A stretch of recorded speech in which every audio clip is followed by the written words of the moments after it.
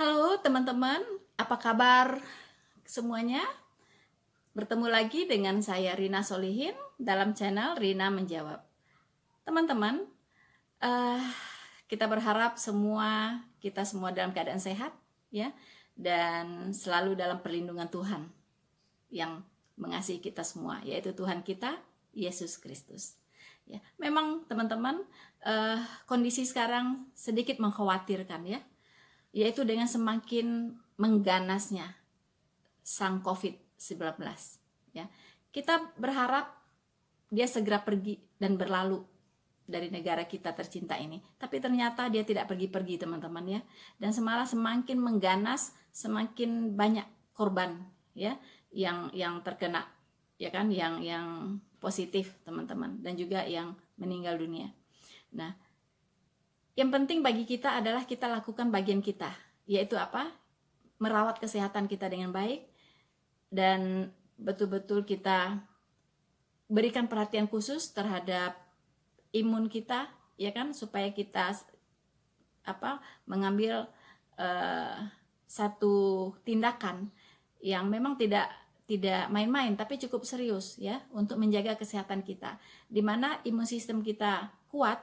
Nah, diharapkan COVID ini tidak mudah menyerang kita, ya. Dan juga tentunya kita lakukan protokol kesehatan yang sudah digariskan oleh pemerintah, dan kita lakukan itu dengan disiplin, ya kan. Memang kalau saya lihat masyarakat kita ini kurang disiplin, ya kan. Nah, inilah yang menyebabkan COVID ini tidak pergi-pergi. Kalau kita tidak bisa bekerja sama dengan pemerintah, ya, mentaati peraturan yang ada, itu corona ini tidak akan pernah pergi, tidak akan pernah meninggalkan kita, ya. Jangan sampai ketika dinasihati harus pakai masker, harus jaga jarak, ini dan itu, jawabannya lillahi ta'ala. Saya banyak menemukan orang seperti itu, ya. Jadi memang Anda sendiri lillahi ta'ala, tapi kan kasihan itu yang orang-orang yang Anda tulari, begitu, ya. Keluarga, ya, semua ditulari, begitu, ya. Belum lagi lingkungan dan sebagainya. Jadi stoplah ngomong lillahi ta'ala kalau dinasehati harus pakai masker, harus jaga jarak, harus ini dan itu, ya. Jujur, saya banyak melihat orang bandel-bandel, gitu, ya, dan tidak bisa diajak kerjasama untuk sama-sama mengatasi COVID-19 ini. Ya, ini bukan main-main, teman-teman, ya. Ini dampaknya luar biasa, ya. Coba kita lihat, perekonomian jadi terganggu, aktivitas semua jadi terganggu, negara jadi stagnan, ya, pembangunan jadi stagnan. Ini gara-gara COVID. Bagaimana Anda kita masyarakat Indonesia tidak mau mendukung apa yang digariskan oleh pemerintah, tidak mau melindungi diri sendiri, begitu. Karena kalau Anda terserang, itu bukan hanya Anda, tapi Anda akan menulari keluarga besar Anda, begitu, ya. Jadi mohonlah, ya, saya minta saya minta sungguh-sungguh kita berikan perhatian terhadap penanganan dari COVID-19 ini. So, teman-teman, kali ini saya akan mengajak, ya, teman-temanku semuanya untuk mencermati sebuah channel, ya. Nama channelnya cukup menarik, yaitu Mu'alaf Prince Channel, ya. Itu yang dikelola oleh saudara Andre namanya, ya. Andre masih muda, ya, masih muda dan cukup bersemangat, teman-teman, ya. Dia sangat bersemangat sekali untuk menyetop, ya, yang namanya kristenisasi. Dia katakan begitu, ya. Saya nggak tahu juga kristenisasi apa yang dia maksudkan, begitu, ya. Dan juga dia akan terus bersuara, ya kan, dengan cara membongkar kekristenan, ya, kelemahan tentunya, kelemahan kekristenan, ya, terutama Alkitab yang dia serang, ya. Dia biasalah seperti mu'alaf yang lain, pasti nggak ngomong yang lain-lain lah, ya. Pasti ngomongnya pasti Alkitab, ya kan. Seolah-olah mereka menguasai Alkitab luar biasa, begitu, ya. Saya lihat percaya dirinya lumayan, begitu, ya, lumayan tinggi percaya dirinya. Tapi kalau saya amati, itu semuanya ngawur, teman-teman, ya, semuanya ngawur. Dan saya kasihan saja saya kasihan saja dengan viewer dia, ya.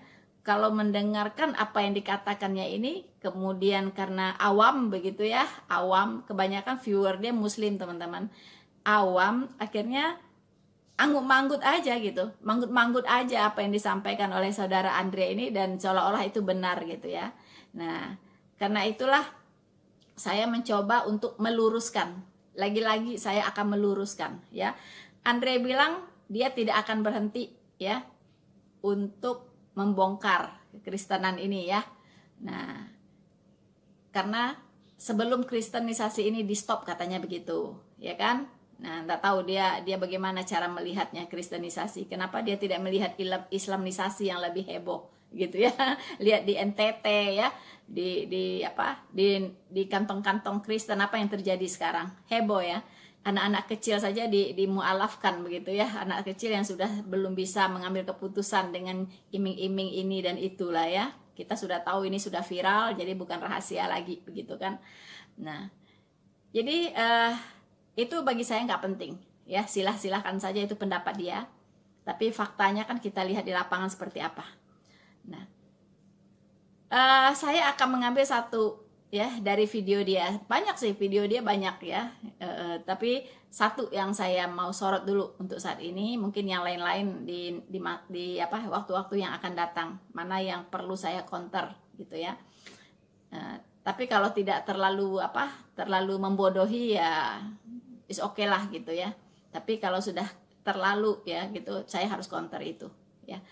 Nah, ini salah satu videonya mengatakan bahwa ada 9 ya, ada 9 hal gitu ya, yang di dalam Alkitab itu sebenarnya diperintahkan tapi tidak dijalankan oleh orang Kristen. Malahan orang Muslim katanya, orang Islam malah yang menjalankan perintah Yesus yang ada di Alkitab, ya kan? Nah, atau istilahnya yang menjalankan firman ya, firman Tuhan atau ketentuan-ketentuan yang ada di Alkitab, justru orang Islam yang menjalankan. Dia bilang, dia mengambil 9 macam ya, 9 macam hal yang dijalankan oleh orang Islam tapi tidak dijalankan oleh orang Kristen, padahal itu perintah di Alkitab begitu ya teman-teman ya. So teman-teman, kita akan mendengarkan dulu ya. Kita akan mendengarkan dulu apa yang dikatakan oleh saudara Andre ya, tentang 9 pokok ya, 9 ajaran pokok Yesus yang tidak dilaksanakan oleh umat Kristen. Begitu ya judulnya ya. Nah, kita akan mendengarkan apa kata saudara Andre ini ya, teman-teman. Tulis 9 ajaran pokok Yesus yang tidak dilaksanakan oleh umat Kristen. Sebenarnya di video-video saya sebelumnya itu sudah ada. Dan itu 9 pokok itu tuh yang tertulis yang ada di Alkitab sendiri. Bukan yang dibuat-buat oleh umat Muslim, tidak. Itu di Alkitab sendiri. Jadi saya bukan menafsir, enggak. Saya bukan menafsir, saya bukan menambah-nambahkan. Kalau saya bohong, namanya Alkitab bohong. Selesai kan?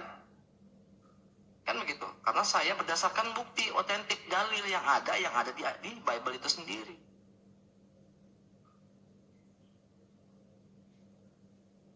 Ya. Jadi contoh bahwa kayak Yesus mengajarkan sembahyang, ya kan, menghadap kiblat. Percaya nggak? Kata Abah.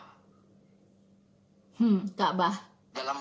Dalam Bible Mazmur 5 ayat 8. Tetapi aku, berkat kasih setiamu yang besar, aku akan masuk ke dalam rumahmu, sujud menyembah ke arah baitmu yang kudus dengan takut akan engkau. Ka'bah ya? Saya ulang. Di Mazmur 5 ayat 8. Tetapi aku, berkat kasih setiamu yang besar, aku akan masuk ke dalam rumahmu, sujud menyembah ke arah baitmu yang kudus dengan takut akan engkau.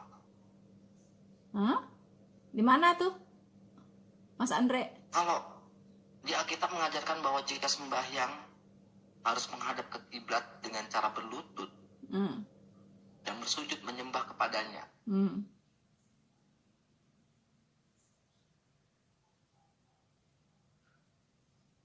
Sementara umat-umat Kristen sembayangnya menghadap kemana aja yang mereka mau. Ya lokasinya di mana, yang penting ada lokasi di situ. Oke. Kan gitu. Jadi siapa yang melaksanakan ajaran Allah? Yang ada di Bible itu siapa yang mengajarkan? Yang menjalankan, yang menjalankan. Umat Islam tetap di jalurnya. Oh, gitu ya. Kiblatnya. Oke. Mau kita penjuru kemanapun, itu yang menjadi saya saya ngerasa masuk akal. Ya kan? Orang-orang bilang kiblat itu Ka'bah itu isinya batu aswad apa segala macam itu segala macam itu cuma pusatnya tetap ke Allah. Ya kan? Itu hanya titik. Jadi kayak kalau seandainya Oke lah. tanda ya. Oke. Aduh, saya kok geli ya dengarnya ya. Aduh Tuhan Yesus, ampunilah dia. Aduh teman-teman ya, bagaimana ya pemahamannya seperti itu gitu ya. Aduh. Ya. Sebenarnya begini teman-teman. Ya, sebenarnya begini. Seharusnya sebelum Mr. Andre ini membahas 9 pokok ajaran Yesus yang tidak dijalankan oleh umat Kristen tapi dijalankan oleh umat Muslim. Seharusnya dia bertanya dulu satu hal yang sangat penting, yaitu apakah Allah Alkitab itu sama dengan Allah yang ada di Al-Quran? Itu yang pertama, ya kan? Yang kedua, apakah Alkitab itu firman Allah atau bukan firman Allah? Apakah Alkitab itu kitab firman Allah atau bukan? Nah, ini dua pertanyaan ya, yang tidak bisa dipisahkan ya. Pertama, apakah Allah yang di Alkitab itu ya diakui oleh Mr. Andre ya kan sebagai Allah yang harus disembah dan diimani begitu ya. Kemudian apakah Allah ini sama dengan Allah yang ada di kitabnya yang sekarang, yaitu di Al-Quran? Sama enggak? Gitu kan? Nah, kalau sama, apa buktinya? Kalau tidak sama, apa buktinya? Itu dulu yang harus diklarifikasi, begitu kan? Terus yang kedua, apakah Alkitab ini diakui oleh Mas Andre ini sebagai kitab firman Allah? Ya kan? Kalau misalnya dia mengakui bahwa kitab ini firman Allah dan mengakui Allah Alkitab itulah yang harus disembah, harusnya dia nggak keluar dari Kristen. Kan begitu. Ngapain dia keluar dari Kristen? Begitu ya. Nah, tapi kalau saya lihat itu pemahamannya kacau, ya. Dia tidak bisa membedakan, ya kan? Peralihan tata ibadah dari perjanjian lama ke perjanjian baru. Dia tidak bisa membedakan, ya. Dia tidak tahu yang namanya dispensasi zaman, ya. Dimana di perjanjian lama itu orang beribadah, ya, beribadah secara simbolik, ritualistik, jasmaniah, ya kan? Nah, di perjanjian baru kita disuruh oleh Allah menyembah Bapa di dalam roh dan kebenaran, ya, yaitu penyembahan yang tidak lagi terikat oleh waktu, penyembahan yang tidak lagi terikat oleh cara, tidak terikat lagi oleh tempat. Iya kan? Nah, ini dia nggak ngerti gitu loh. Makanya kacau balau, ya. Dia bertolak dari tata ibadah yang ada di Taurat, begitu ya. Tapi nggak benar juga, ya, tentang sholat. Dia bilang di sana diajarkan tentang sholat, begitu. Kalau saya tanya balik, mana ajaran tentang rukun sholat di Alkitab? Apakah hanya dengan berlutut lalu diterjemahkan itu sholat? Apakah dengan sujud itu diterjemahkan dengan sholat? Apakah menghadap bait Allah? Bait Allah dulu bukan Ka'bah loh. Ya, dalam konteks perjanjian lama, bait Allah itu di Yerusalem, Mas. Ya, Yerusalem, bait Allah itu ada di Yerusalem. Masa di Ka'bah kapan? Ya. Jadi udah ngaco ya, ngaco banget gitu ya.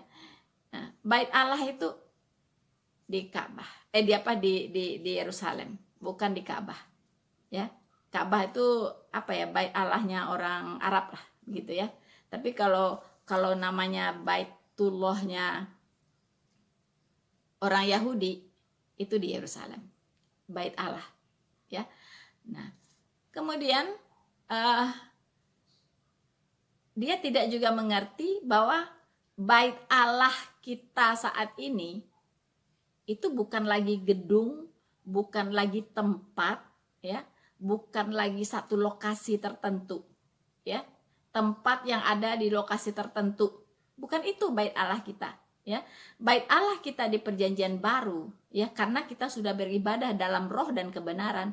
Bait Allah kita adalah tubuh kita sendiri, ya. Makanya di firman Tuhan dikatakan tubuhmu adalah bait Roh Kudus, ya. Bait Roh Kudus, ya. Roh Kudus itu ya salah satu pribadi Allah. Makanya tubuh kita ini adalah bait Allah. Makanya harus dijaga kekudusannya, begitu, ya. Nah, ini tidak dipahami oleh Mas Andre ini, ya. Nah, 9 pokok, ya, yang dia bahas dalam videonya ini. Pertama tentang sholat, ya kan. Kemudian bahwa Yesus itu adalah utusan, ya. Jadi kata utusan diterjemahkan oleh Mas Andre itu seperti Allah mengutus nabi, rasul. Nah, itu kok konsep dia gitu ya. Padahal kata utusan yang dikenakan kepada pribadi Yesus Kristus itu berbeda, ya. Ya, boleh dikatakan Allah mengutus pribadinya sendiri, begitu, ya. Karena di Yohanes 1 ya dikatakan bahwa pada mulanya adalah firman, firman itu bersama-sama dengan Allah, dan firman itu adalah Allah, ya. Firman itu sudah menjadi manusia.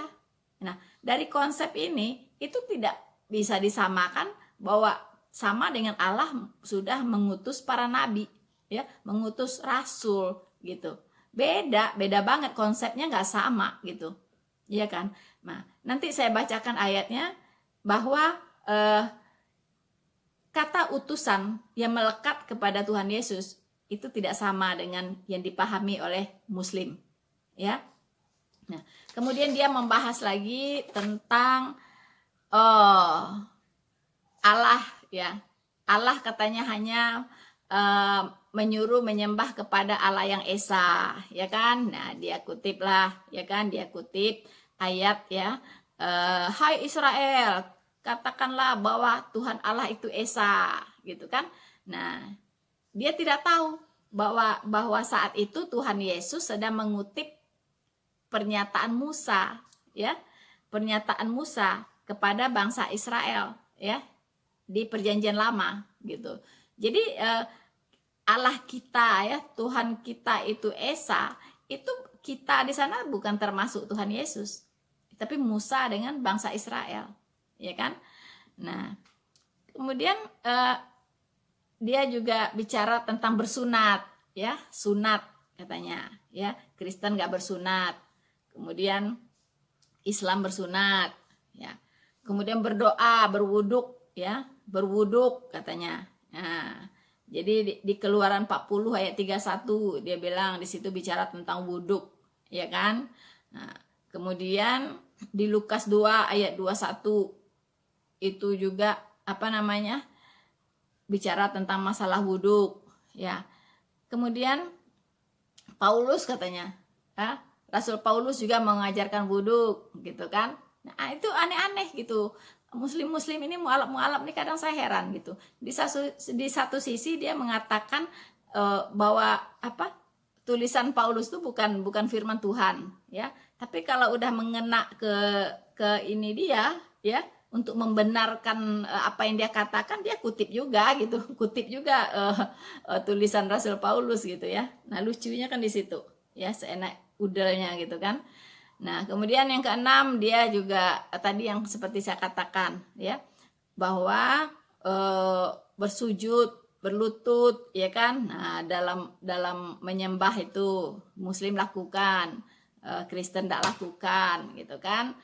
Terus makanan haram mengharamkan ya. Nah ini juga dia kurang paham ya kan, bahwa ini adalah bagian dari hukum Taurat gitu ya kan. Kalau kita sekarang bukan apa yang masuk ke dalam mulut yang haram, tapi apa yang keluar dari mulut, itulah yang haram. Itu yang diajarkan oleh Tuhan Yesus ya, seperti kata-kata kotor, makian, fitnah, hujatan, itulah yang haram begitu ya, bukan lagi apa yang masuk ke dalam.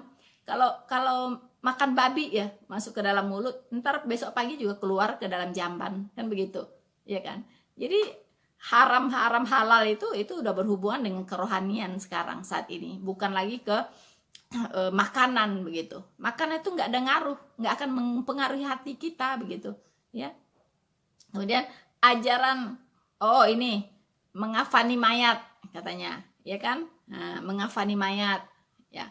Nah dulu kalau Yesus kan matinya dikafani ya, ke orang Kristen malah matinya dipakai jas ya, didandanin gitu ya, di make upin gitu kan.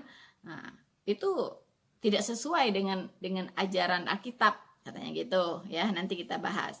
Kemudian ajaran berhijab ya, nah di 1 Korintus 11 ayat 5-6 dia kutip ya kan, bahwa sebuah kehinaan bagi wanita kalau dia berdoa dengan kepala yang tidak bertudung ya kan. Nah jadi itu dia kutip, tapi ngutip ayatnya tidak tuntas ya kan, tidak tuntas. Kemudian yang terakhir ya, Yesus mengajarkan ucapan kata insya Allah ya, dia kutip Yakobus ya, di kitab Yakobus ya kan, Yakobus 4 ayat 13-14. Nah ini 9 pokok ajaran yang dia bilang ini diajarkan oleh Alkitab, tapi tidak dijalankan oleh umat Kristen, tapi justru dijalankan oleh umat Muslim. Nah begitu ya teman-teman. Untuk supaya penjelasan saya lebih terang benderang ya, dan kita akan mengutip dulu ya, kita akan mengutip satu ayat ya teman-teman, satu ayat dari Ibrani 10 ya, yaitu tentang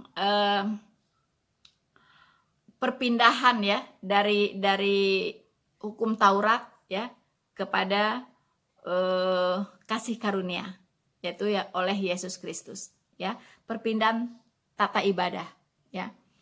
Nah saya akan bacakan Ibrani 10 ayat 1. Di dalam hukum Taurat ya, di dalam hukum Taurat hanya terdapat bayangan saja dari keselamatan yang akan datang, dan bukan hakikat ya, bukan hakikat dari keselamatan itu sendiri ya. Jadi jelas ya bahwa di dalam hukum Taurat itu hanya terdapat bayangan saja dari keselamatan yang akan datang ya. Jadi semua tata ibadah yang ada di Perjanjian Lama itu mengacu kepada penggenapan ya juru selamat yang akan datang, yang akan digenapi oleh kedatangan Tuhan Yesus Kristus ya. Nah di situ jelas sekali. Dan di Perjanjian Baru ya itu kita tidak lagi melakukan ibadah-ibadah yang diperintahkan di Perjanjian Lama, seperti yang disebut-sebut oleh Andre tadi ya. Dan walaupun dia menafsirkannya salah ya kan, salah kaprah ya. Nah di sini kita baca di Yohanes 4 ayat 23, tetapi saatnya akan datang dan sudah tiba sekarang bahwa penyembah-penyembah benar akan menyembah Bapa dalam roh dan kebenaran, sebab Bapa menghendaki penyembah-penyembah yang demikian ya. Jadi Andre ya, Bapa ya Allah itu sendiri sudah tidak mau lagi manusia ini menyembahnya secara yang Anda katakan tadi, ya kan?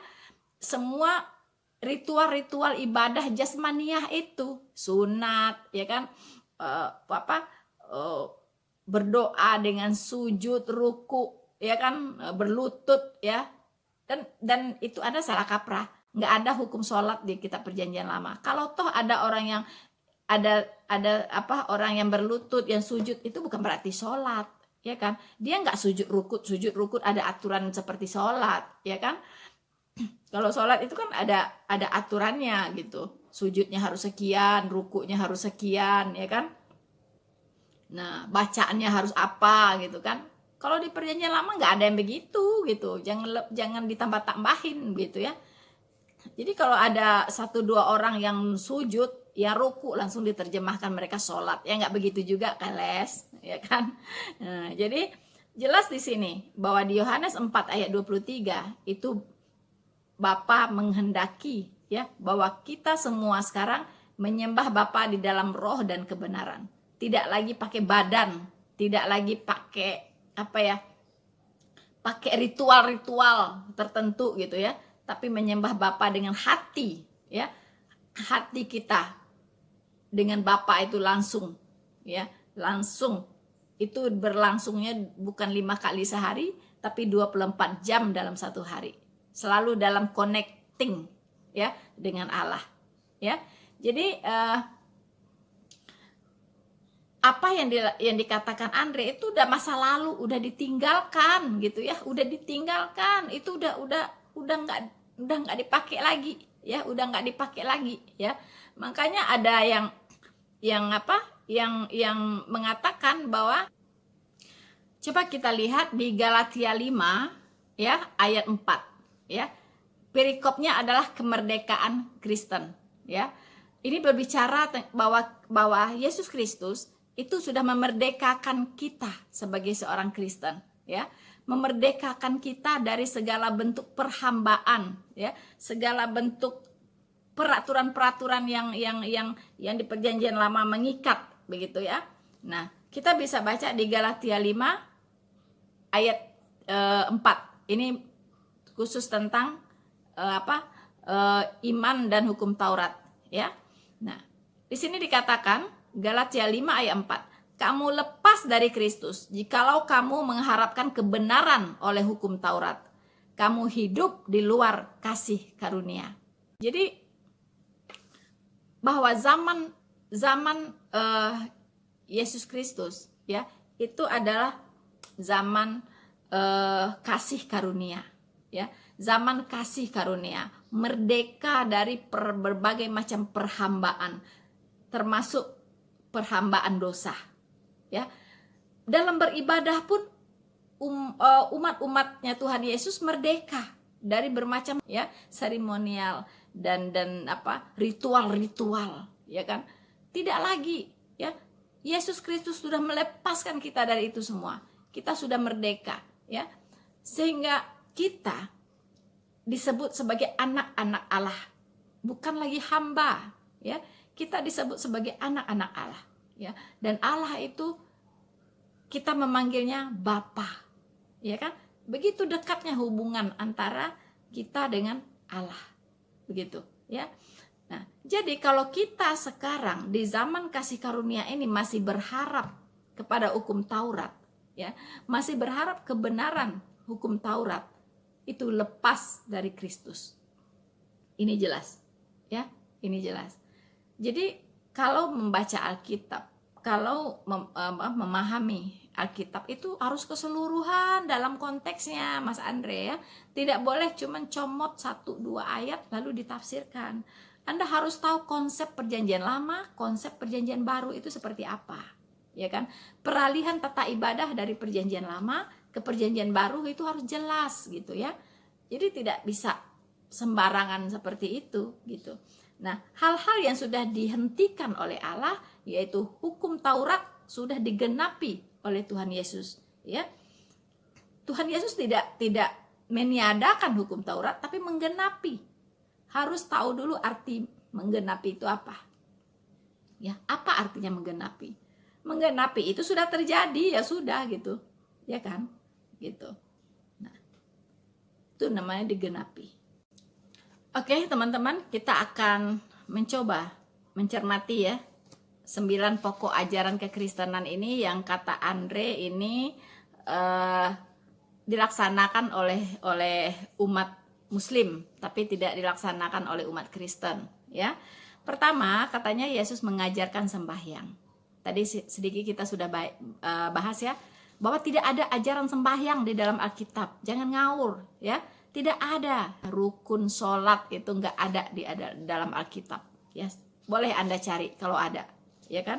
Jangan langsung ditafsirkan ada 1-2 yang sujud, yang ruku langsung diartikan sholat. No, bukan begitu, ya kan? Nah, kemudian dikatakan juga bahwa Yesus katanya, ya, Yesus itu katanya utusan, ya, seperti yang dipahami oleh orang Muslim gitu. Jadi Muslim ini lebih paham Alkitab, gitu kan? Dia lebih paham Alkitab sehingga dikatakan bahwa dia menjalankan apa yang dikatakan Alkitab, yaitu bahwa mempercayai bahwa Yesus itu hanyalah utusan, ya kan? Jadi bukan Tuhan, hanya utusan. Seperti Allah mengutus para nabi, ya kan? Makanya mereka percayai bahwa Yesus Kristus itu hanyalah nabi, ya kan? Nah, tentang ini, apakah Yesus Kristus itu utusan layaknya nabi biasa, manusia biasa yang diutus, ya? Tadi saya sudah katakan bahwa Yesus Kristus itu dalam konsep utusan itu berbeda dengan nabi, rasul, dan manusia biasa lainnya. Tidak, ya, tidak sama. Karena apa? Karena dia adalah roh Allah, ya. Dia adalah roh Allah.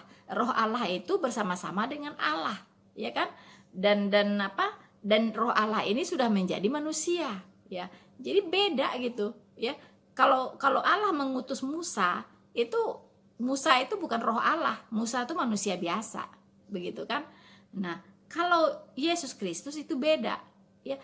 Yesus Kristus adalah salah satu dari pribadi Allah. Jadi dia mengutus pribadinya sendiri, ya kan? Mengutus pribadinya sendiri. Roh Kudus itu juga adalah salah satu dari pribadi Allah. Makanya dikatakan bahwa 3 pribadi, 1 hakikat, ya kan? Hakikatnya adalah Allah. Pribadinya adalah Bapa, Putra, dan Roh Kudus. Ketiganya adalah satu. Ya, itu jelas di Alkitab dikatakan demikian, ya. Itu yang disebut dengan Allah Tritunggal, ya.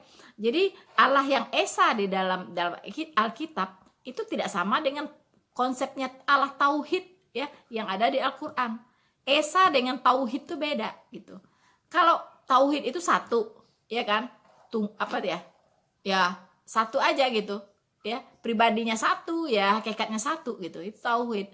Tapi kalau Allah Tritunggal itu esa dalam kesatuan gitu. Jadi 3 pribadi ini jadi satu dalam satu kesatuan. Itu esa dalam kesatuan namanya, ya.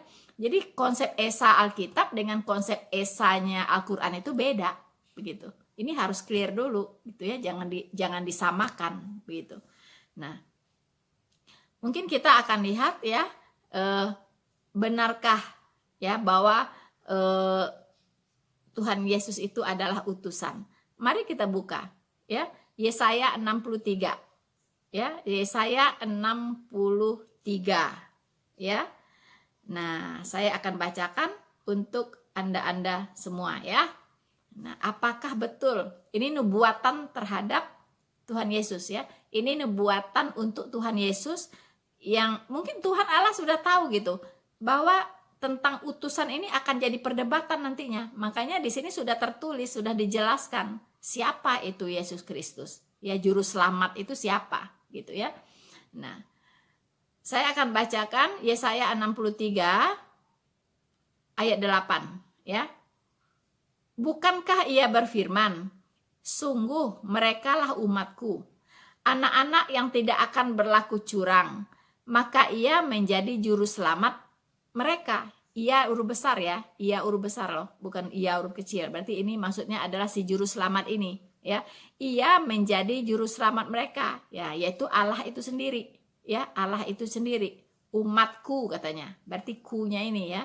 Nah, jadi dalam segala kesesakan mereka, jadi ia menjadi juru selamat mereka dalam segala kesesakan mereka, bukan seorang duta atau utusan, ya, melainkan ia sendirilah yang menyelamatkan mereka. Nah, jelas ya.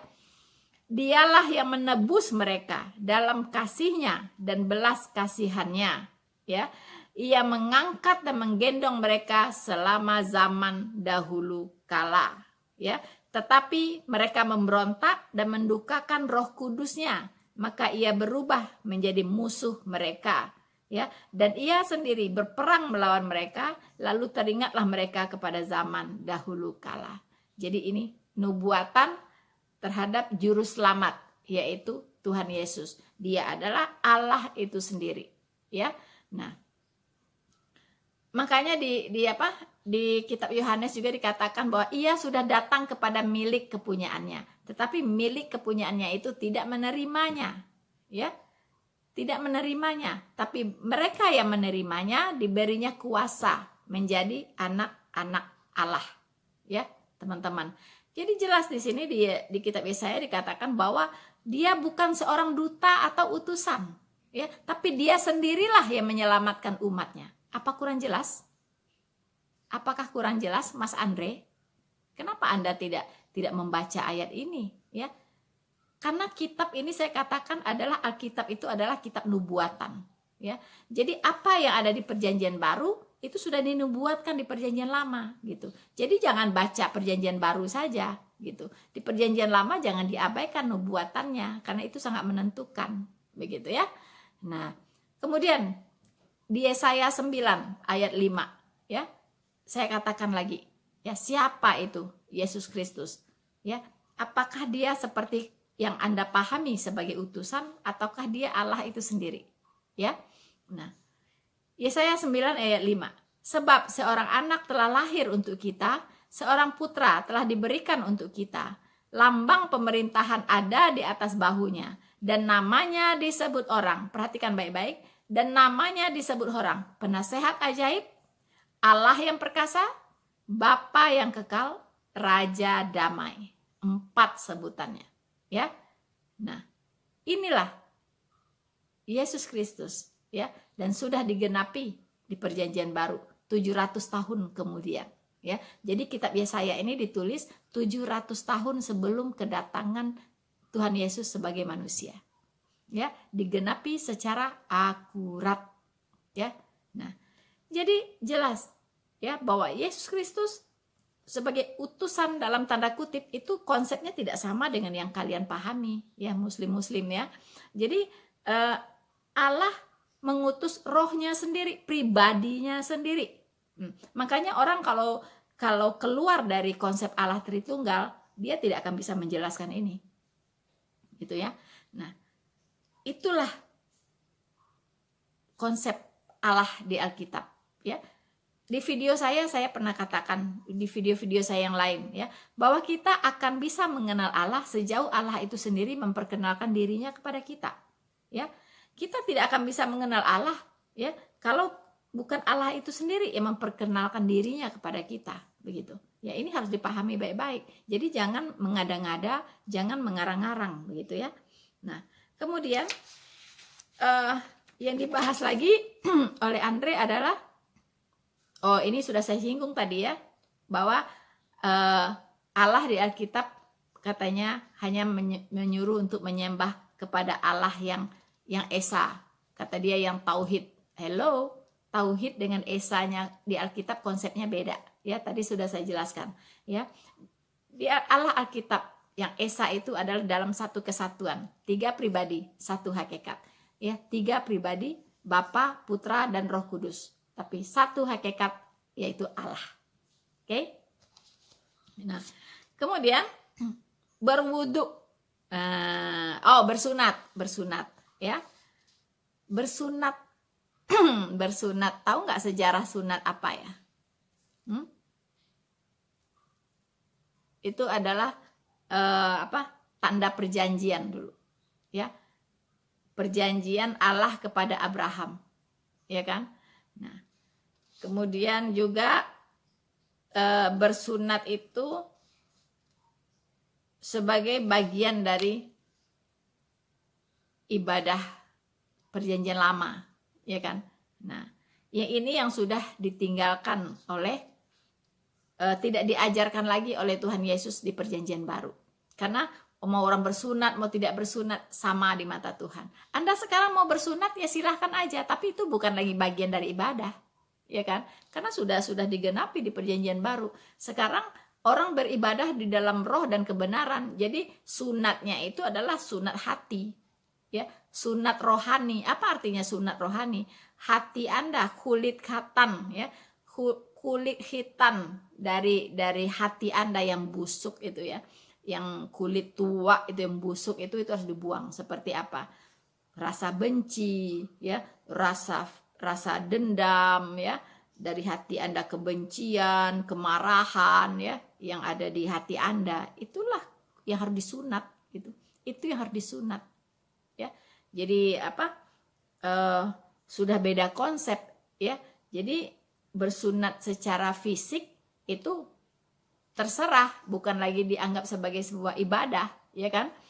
Nah, tapi kalau toh bersunat dengan pertimbangan kesehatan, ya silahkan saja, tidak ada masalah gitu, ya.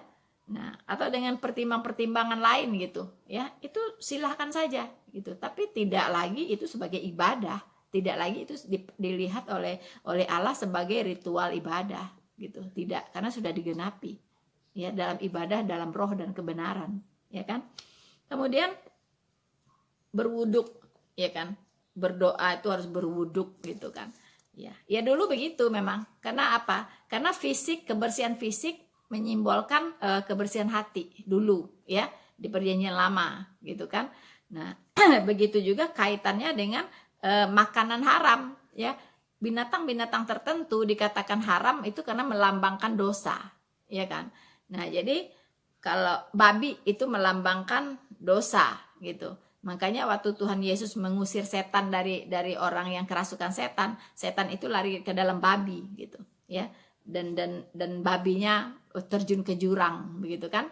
Nah, karena babi dianggap sebagai lambang dari ketidakkudusan begitu, ya.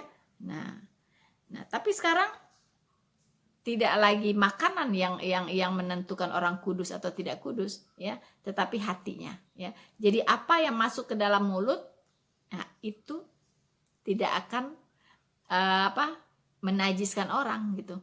Ya, menajiskan orang adalah apa yang keluar dari mulutnya. Nah, ini ibadah dalam roh dan kebenaran tingkat levelnya udah tinggi gitu, ya. Jadi bukan sekedar jasmani begitu, ya, udah tingkat tinggi tata ibadah dalam roh dan kebenaran ini, ya.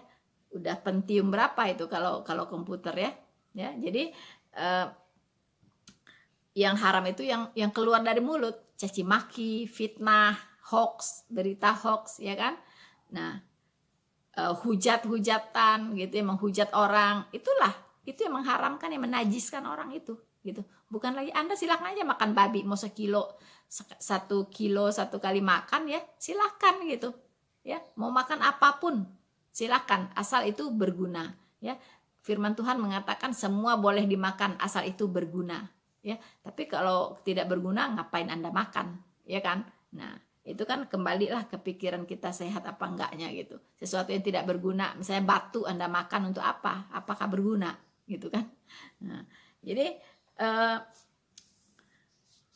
ini harus dipahami betul-betul, ya, terutama oleh Mas Andre, ya. Mas Andre waktu jadi Kristen dulu belajarnya bagaimana, saya juga nggak tahu, ya kan, kok sampai begini-begini aja nggak paham gitu kan, ya.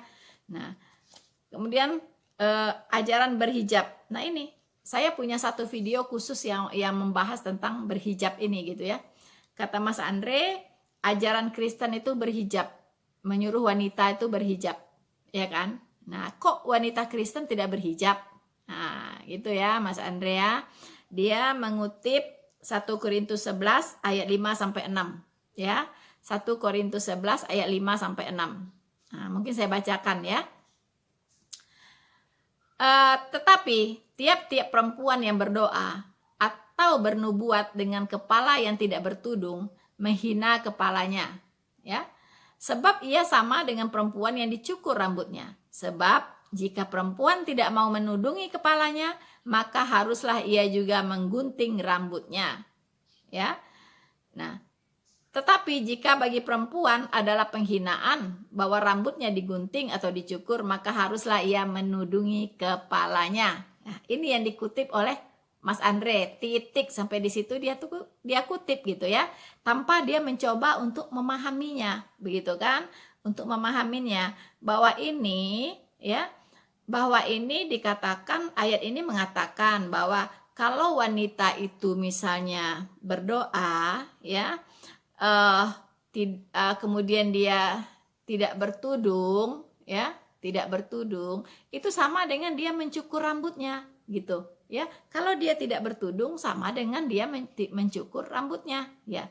Nah, artinya kalau dia tidak berambut, nah ya, saya balik kata-katanya, kalau dia tidak berambut, botak, maka dia harus bertudung. Itu maksudnya ya.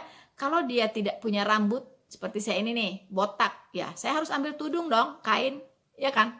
Masa saya botak-botak itu berdoa, ya kan? Nah, lanjutkan, ya. Apa yang saya jelaskan ini, kita lanjutkan ke ayat 13-nya, ya. Nah, ayat 13-nya perhatikan baik-baik, ini nyambung ini ya. Jadi Andre hanya mengutip separuh ayat tapi tidak tuntas sampai ke bawah, makanya dia nggak ngerti gitu kan, salah paham ya, makanya dia mengatakan wanita harus berhijab, berjilbab begitu kan. Nah, ayat 13, pertimbangkanlah sendiri, patutkah perempuan berdoa kepada Allah dengan kepala yang tidak bertudung? Nah, garis bawahi kata bertudung dulu ya, kata bertudung. Di sini nggak bicara selendang, nggak bicara kain, nggak bicara apa ya, itu hijab, nggak bicara itu. Bertudung, ya apa maksudnya bertudung? Mari kita lanjutkan ayatnya, ya. Bukankah alam sendiri menyatakan kepadamu bahwa adalah kehinaan bagi laki-laki jika ia berambut panjang? Nah loh, ya laki-laki nggak boleh berambut panjang ya. Kalau laki-laki berambut panjang itu sebuah kehinaan, ya kan? Nah, lanjut. Tetapi bahwa adalah kehormatan bagi perempuan jika ia berambut panjang, ya. Jadi wanita berambut panjang seperti saya ini adalah sebuah kehormatan. Makanya disebut juga rambut itu adalah mahkotanya wanita, ya. Karena ini merupakan kehormatan ya bagi seorang wanita berambut panjang. Sebab ini kata kuncinya, Mas Andre, ya. Tolong dengarkan ini baik-baik ya, dan teman-teman yang lain juga dengarkan baik-baik ya. Sebab rambut diberikan kepada perempuan untuk menjadi penudung. So, jadi teman-teman, penudung itu apa, teman-teman? Rambut, ya, rambut, ya, diberikan kepada perempuan untuk menjadi penudung. Paham maksudnya? Jadi wanita kalau berambut panjang seperti saya ini, inilah penudung saya, inilah tudung saya, inilah hijab saya, inilah jilbab saya, begitu. Itu yang dimaksud oleh firman Tuhan ini, ya. Jadi Tuhan mau wanita itu berambut panjang, gitu. Karena rambut panjang itu adalah sebuah kehormatan bagi wanita, ya. Jadi kalau dia berdoa, ya, dengan rambutnya yang panjang, itu rambutnya inilah sebagai penudungnya, gitu, ya. Jadi jauh banget dari apa yang dipahami oleh Mas Andre itu, gitu. Coba deh buka video saya ya di channel saya, apakah wanita Kristen wajib berhijab? Ya, coba Anda akan dapatkan jawaban yang tuntas di situ ya. Saya sudah bahas kok. Oke? Nah, jadi jangan salah kaprah lagi ya. Jangan salah kaprah. Saya selalu nasihatkan baca ayat sampai tuntas. Jangan cuma baca sepotong-sepotong langsung disimpulkan, akhirnya salah begitu ya. Sayang sekali. Saya kasihan bagi mereka yang mendengarkan Anda ini ya. Ya, jadi Anda menginformasikan sesuatu yang nggak benar, yang salah kaprah, itu akhirnya menyesatkan. Jadi bukannya mencerdaskan viewer Anda, malah membodohi begitu kan? Ya, mereka kan nggak tahu apa-apa, mereka cuma manggut-manggut aja gitu. Seolah-olah apa yang Anda omongin benar semua gitu ya. Padahal enggak gitu, salah kaprah semuanya apa yang Anda ngomong. Ya, jadi jangan saya sih nggak heran kenapa Anda jadi mu'alaf kalau Anda pemahaman Alkitabnya seperti ini gitu kan. Nah, oke. Nah, kemudian Yesus terakhir nih, Yesus mengajarkan ucapan kata insya Allah. Ya, kalau ini sih apa namanya? Oh, ini sudah benar gitu ya. Saya juga sering mengatakan ini, tapi cuma saya malas memakai kata insya Allah, pakai aja bahasa Indonesia. Ya kalau besok Tuhan mengizinkan ya, saya akan ini itu, saya akan ini dan itu gitu. Kalau Tuhan mengizinkan gitu kan. Nah, tapi persoalannya banyak orang menyalahgunakan kata insya Allah ini gitu ya. Ini yang jadi masalahnya ya. Kata insya Allah ini diperalat, diperkosa untuk apa? Untuk menyelamatkan diri gitu. Ya, untuk melindungi kebohongannya gitu. Untuk membenarkan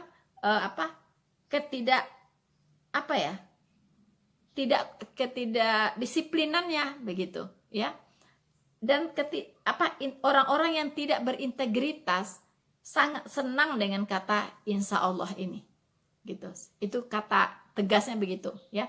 Mereka memperalat kata insya Allah ini ya, karena mereka tidak berintegritas. Contoh, berjanji ya, hari ini kita buat janji ya kan, kita buat janji mau ketemu ya kan, besok jam 2 siang ya. Nah, saya ingin kepastian dong, karena kan saya juga punya schedule yang lain. Saya ingin kepastian dong ya. Nah, saya katakan, oke Ibu, besok ya kita bertemu jam 2 siang di kantor saya ya. Insya Allah Bu, insya Allah. Loh, kok insya Allah gitu kan? Kenapa? Apa yang menghalangin Ibu besok untuk tidak datang? Karena ini bisnis loh.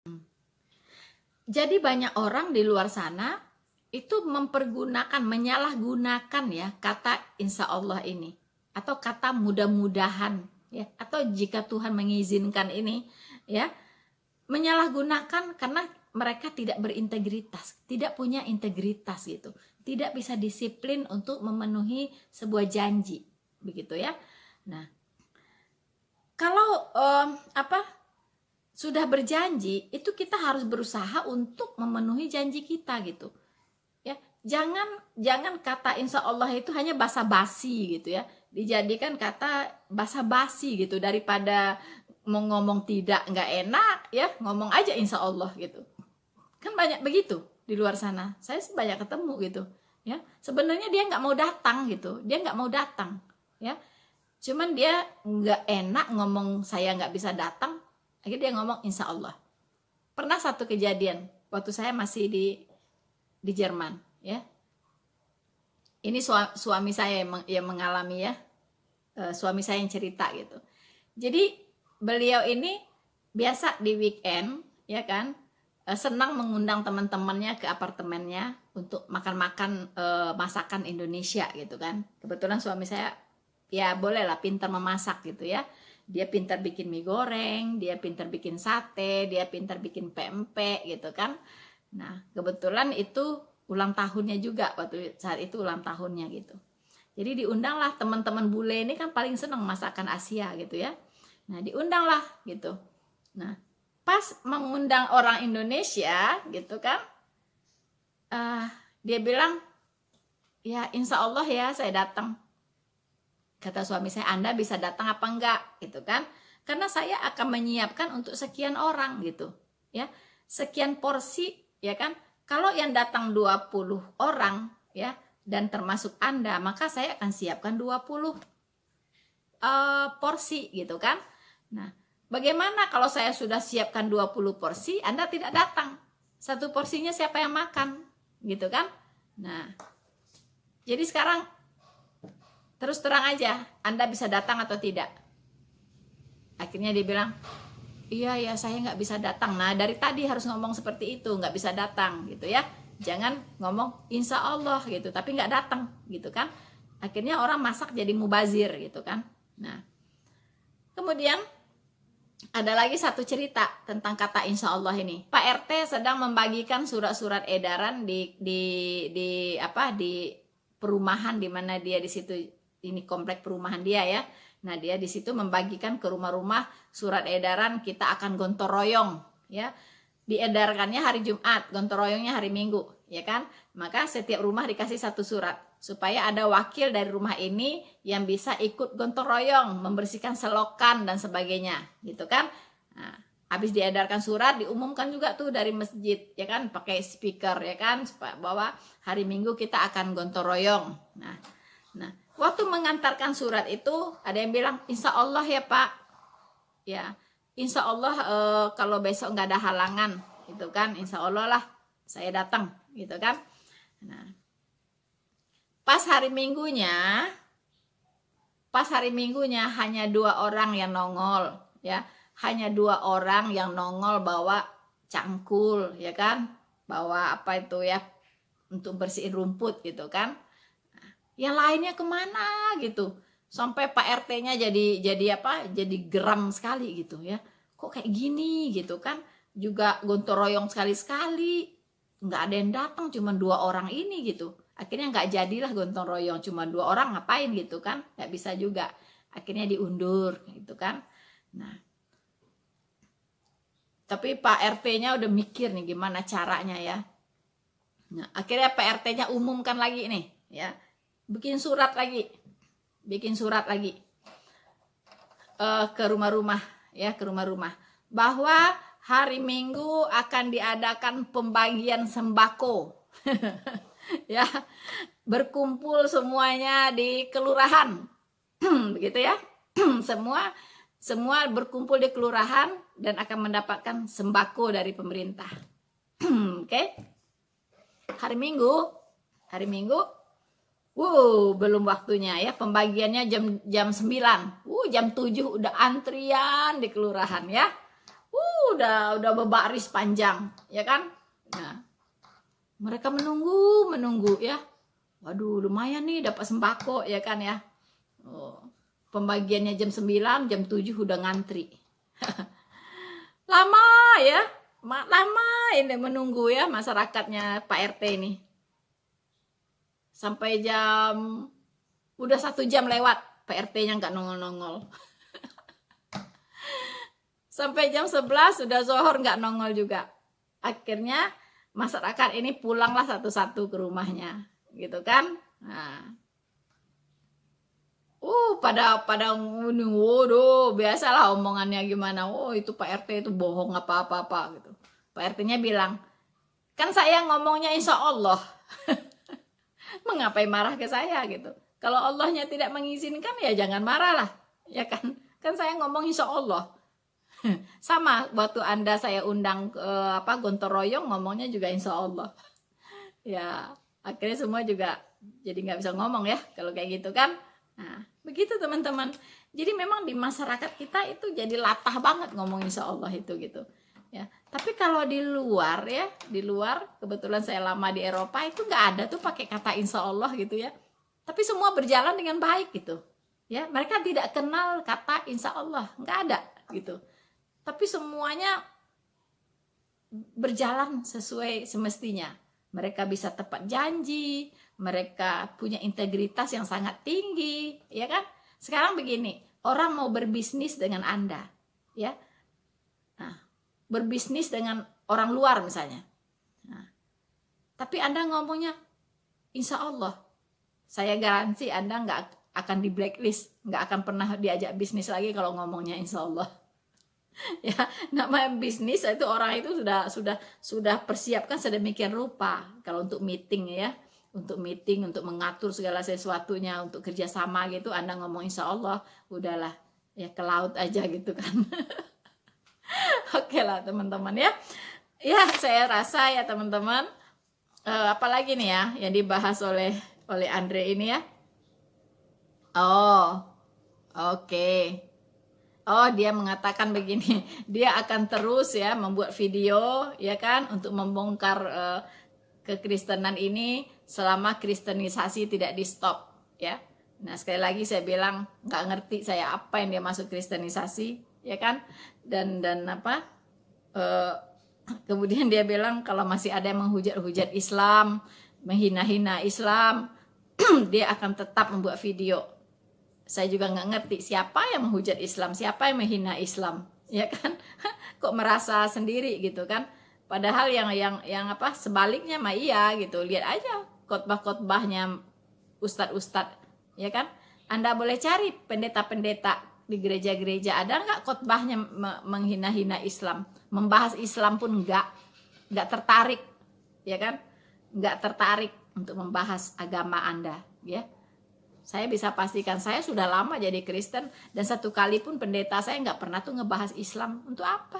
Kita setiap kebaktian membahasnya firman Tuhan yang ada di Alkitab. Nggak penting amat gitu ngebahas agama orang, ngapain gitu ya. Ya kan? Apalagi kita meyakini bahwa Alkitab satu-satunya firman Allah itu ada Alkitab. Ngapain kita bahas kitab-kitab yang bukan gitu kan?